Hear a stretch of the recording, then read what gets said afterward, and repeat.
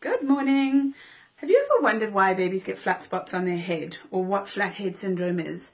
Maybe you're a mum or a dad of a new baby and you're a little bit anxious about this, or maybe you've never even heard about it.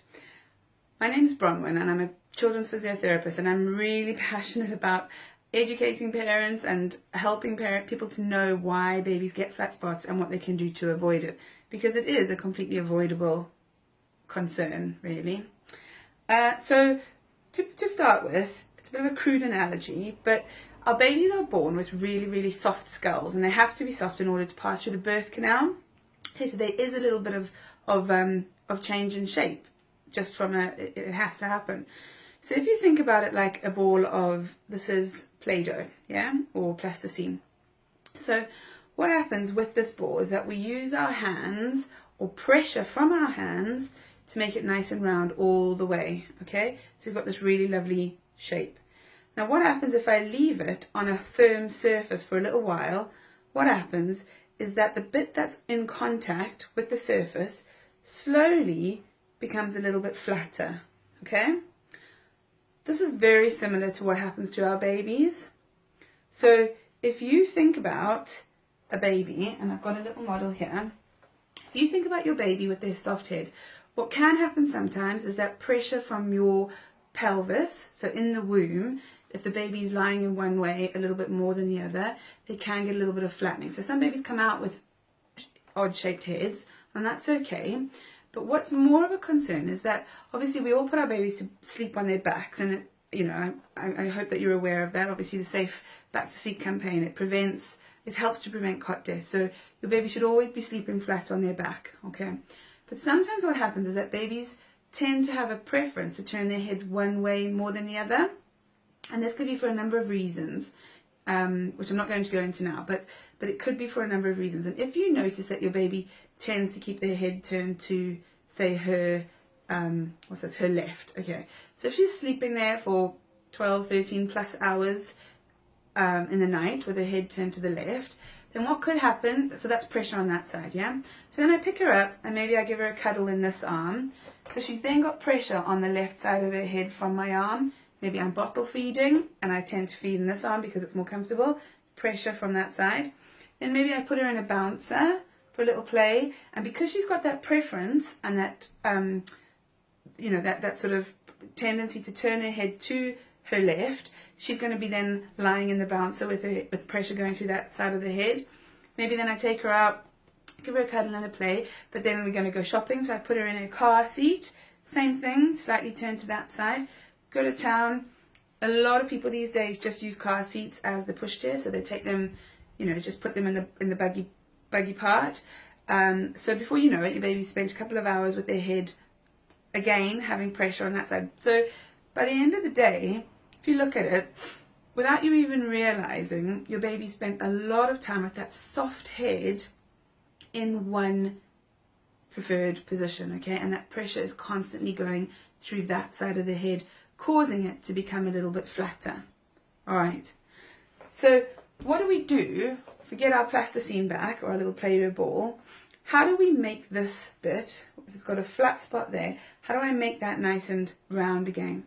Well, what I do is that I'm going to use pressure all around it to reshape it, okay?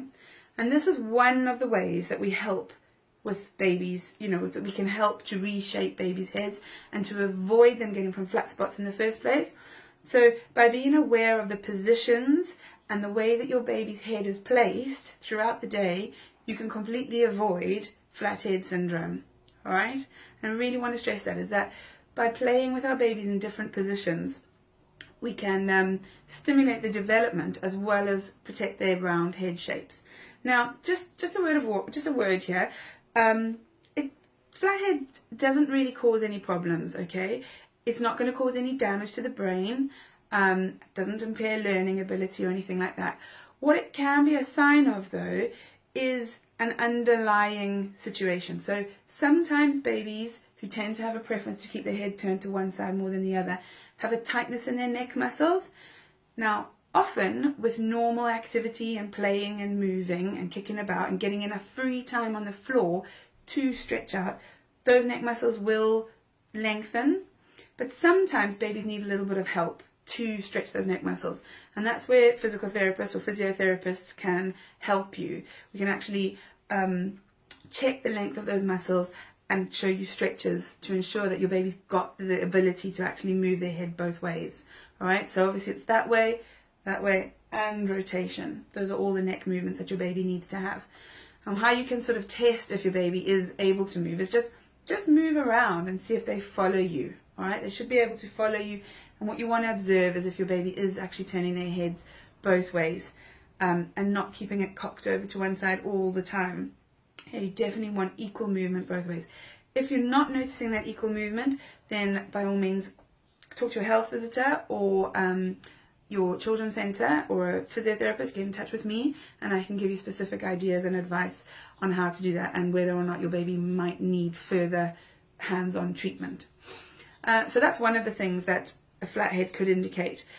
The other thing is that potentially your baby's just spending too much time in what I like to call baby containers. All right, so your bouncers, swings, car seats, buggies, all those type of things that are sold to us as being really, really good for babies and their development, they're not brilliant for your baby's development because they're spending all that time in that little C-shaped position, okay, with pressure on the back of their heads.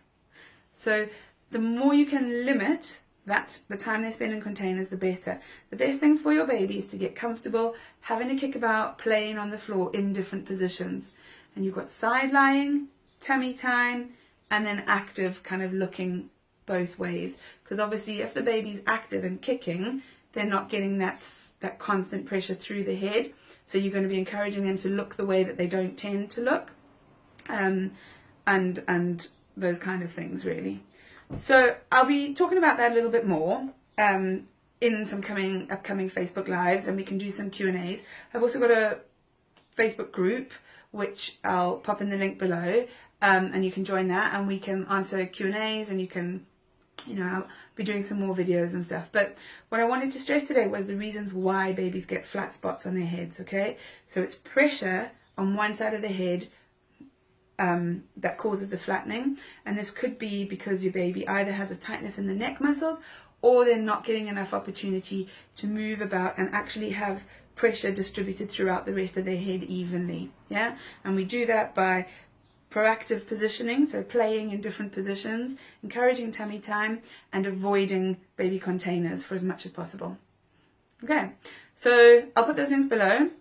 I've also got a guide on using equipment, which I'll drop in the link below as well. So you can sign up for that, get that little guide, and then I'll be able to email you and let you know when I do any more information, if this is something that helps you. Okay, I hope that helped. Comment below any questions, let me know. And if you know any mums with new babies who might like to know this information, then please do share it. Okay, thanks. Bye.